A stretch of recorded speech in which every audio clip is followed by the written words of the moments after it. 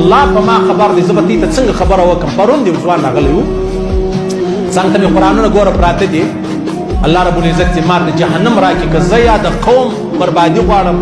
تباهي غواړم بې شرمي و بې حیایي غواړم ور مولوي صاحب زما کور والا چا سره تعلق جوړ کړی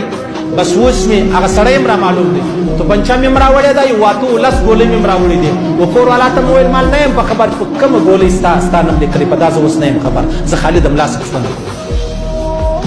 څه چم وکړم دونه بچیان دونه کیسه نو چې پم یې فیسبوک یې آی ډي یې نو بیا ته چې د تعلق سره راګرځې کله کېدلی دا زما ستا فیسبوک او ټیک ټاک راواخله دا زموږ تی زنانې د کورو د کلي نجونې هغه یې پم والا الله اکبر الله اکبر استغفر الله پم والا ته یو زنانه ټلیفون راکوي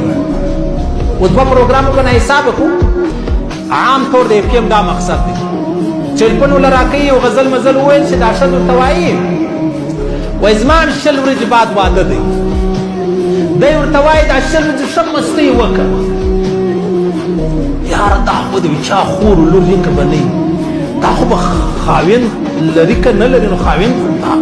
اجړه غوښتې ده که نر غوښتې ده غیرتمند غوښتې که بې غیرته غوښتې ده مسلمان غوښتې ده که کافر